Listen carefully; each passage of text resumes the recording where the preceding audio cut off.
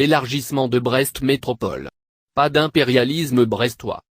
La volonté de François Cuyandre d'élargir le périmètre de la métropole est accueillie avec circonspection par les territoires voisins. Face aux réticences exprimées, celui-ci veut dissiper les doutes. L'enjeu n'est pas de faire payer les territoires voisins, mais bien de peser sur le plan national, pour garder une attractivité.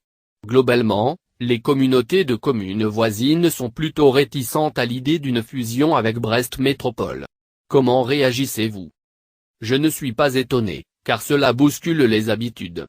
Cependant je pense qu'il ne faut pas regarder le guidon mais le haut du col qui est devant nous. Ce que j'ai souhaité engager, c'est un processus volontariste. Je n'ai aucun moyen ni aucune envie d'imposer quoi que ce soit et je respecte les positions des uns et des autres. Je pense, en revanche, que je n'aurais pas fait mon travail, à la fois de président de Brest Métropole et de président du Pays de Brest, si je n'avais pas posé cette question. Comprenez-vous la crainte exprimée de perdre une proximité de service pour la population? Les employés de Brest ne vont pas aller gérer les espaces verts du Conquet ou de Plougonvelin. On a vu, lors de notre visite à Reims, que les territoires avaient gardé des pôles de proximité. L'enjeu n'est pas non plus financier. On peut mettre en place des mécanismes de neutralité fiscale. L'enjeu est le développement et l'attractivité de notre territoire. Il s'agit de conserver nos centres de décision et nos services métropolitains utiles à tous. Je viens de prendre connaissance d'un rapport de la Cour des comptes qui dit qu'il y a trop de CHU en France.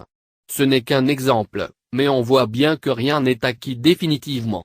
L'affaire du TGV l'a bien montré, vu de Paris, la Bretagne commence et finit à Rennes. Pour peser sur le plan national, il faut donc gagner en visibilité et cela passe, à mon avis, par une métropole plus forte. Un tel sujet ne mérite-t-il pas un vrai débat, dans le cadre d'une campagne électorale, comme l'a suggéré le maire de Telgruc? Je ne vais pas entrer dans le débat interne d'une communauté de communes mais on ne peut pas tout ramener après les élections.